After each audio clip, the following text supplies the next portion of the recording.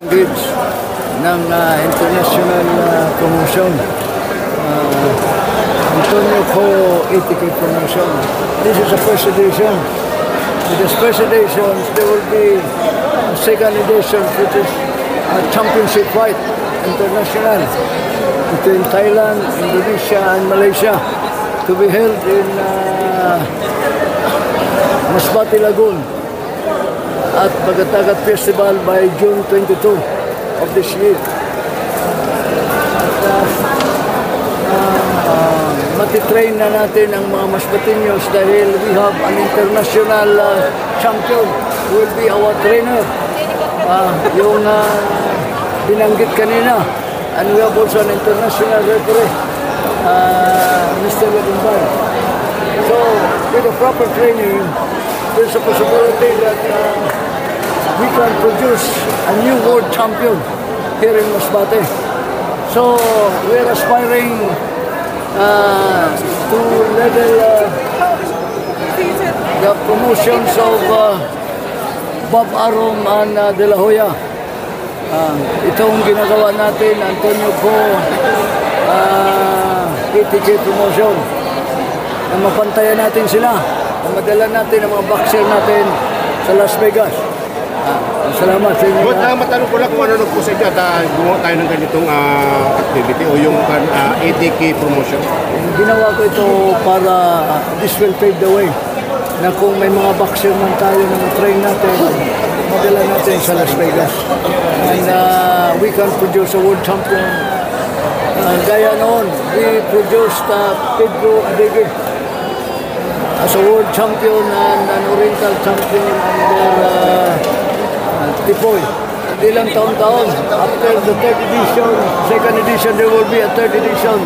And we're planning to hold in a new star in Cebu, another international fight, and it will be promoted also by Antonio Co. ATK promotion. Kaya magandang morning, ako po si Big Was Suboki ng Wow Smile Radio 92.7 FM. So, magpakilala ka po. Ako naman si Dato Adam, taga Camiguin Island. Ikaw po? Ako po si Rio Mel Lau from Cagayan de Oro. Ikaw po ang manager ni Dato? Opo. Okay, Dato, ano ang panganda mo o pag-ensayong ginawa mo para mapanalo ang laban mo bukas? Nag-training po ako para manalo ako sa laban. Okay, ano naman po manager ang ginawa mo, suporta para po sa player mo? Make sure ko po na tama yung training niya, tapos tama yung diet at conditioning. Okay, ano pong mga training ang ginawa niya na ipinagawa niyo? Usual training po ng boxing, sparring, mga ganun po. Sparring, running, mga drills. Okay, nakakasiguro ka po ng panalo mo bukas? Para, Sa mga ensayo nyo, nakuha mo na mga technique kung paano patumbahin yung magkakalaban mo bukas? Oo, pinag-aralan ko naman yung mabuti. Yung kalaban ko. Susubukan po namin, ibigay namin yung best namin. Okay, good luck na lang para bukas. Okay po, salamat. Salamat sir. Thank you sir. Ready na kita? Ready na? Kaya mong patumbahin yung kalaban mo? Kaya. Major, anong masasabi mo sa player mo? Gawin namin lahat. Thank you. Ladies and gentlemen, welcome to Masbate City, Cagayan. This is your Bakbakan sa Masbate, presented to you by Governor Antonio Co. ATK Promotions and the Chief Executive Officer Southern Mumbai, DAPK spokesperson Asper S. Song. Ladies and gentlemen, all professional bouts are sanctioned by the Games and Amusement Board Chairman Anthony Richard Pauling, the Chief of Boxing, Jackie Cancho Ornigo. Ladies scheduled for 4 rounds in the lightweight division. The 3 judges for this contest, Carlo Paloyo, Alfonso Lorenzo, and Eddie Nobleza. And when the bell rings, your referee in charge of the action, Alfie Traposo. Ladies and gentlemen, introducing first, fighting out the blue corner, wearing blue with white trim and weighing 134 pounds with a professional record of 1 win, 1 loss. From Puruan, Zamboanga City Boxing Team, ladies and gentlemen, Christian Salazar.